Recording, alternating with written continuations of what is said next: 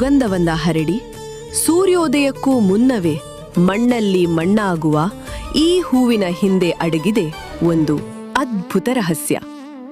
ಸ್ವರ್ಗದಿಂದ ಭೂಮಿಗೆ ಬಂದ ಈ ದೈವಿ ಪುಷ್ಪ ಪಾರಿಜಾತ ಕೇವಲ ಒಂದು ಹೂವಲ್ಲ, ಇದು ಕೃಷ್ಣನ ಚಾತುರ್ಯದ ಸಂಕೇತ, ಆಯುರ್ವೇದದ ಸಂಜೀವಿನಿ ಮತ್ತು ವಿಜ್ಞಾನವೇ ಬೆರಗಾಗುವಂತಹ ಪ್ರಕೃತಿಯ ವಿಸ್ಮಯ. ಸಮುದ್ರ ಮಥನದಲ್ಲಿ ಉದ್ಭವಿಸಿದ ಈ ವೃಕ್ಷ ಭೂಮಿಗೆ ಬಂದಿದ್ದು ಹೇಗೆ? ಇದರ ಎಲೆಗಳಲ್ಲಿ ಅಡಗಿರುವ ಔಷಧೀಯ ಶಕ್ತಿ ಏನು? ಆಧ್ಯಾತ್ಮ ಮತ್ತು ವಿಜ್ಞಾನದ ಈ ಅಪರೂಪದ ಸಂಗಮವನ್ನ ಇಂದಿನ ವಿಡಿಯೋದಲ್ಲಿ ತಿಳಿಯೋಣ. ನಮಸ್ಕಾರ ವೀಕ್ಷಕರೇ, ಕಥಾಜ್ಞಾನ ಚಾನೆಲ್ಗೆ ಸ್ವಾಗತ.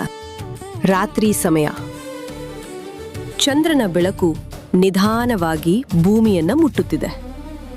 ಹಠಾತ್ ಗಾಳಿಯಲ್ಲಿ ಒಂದು ಅಪರೂಪದ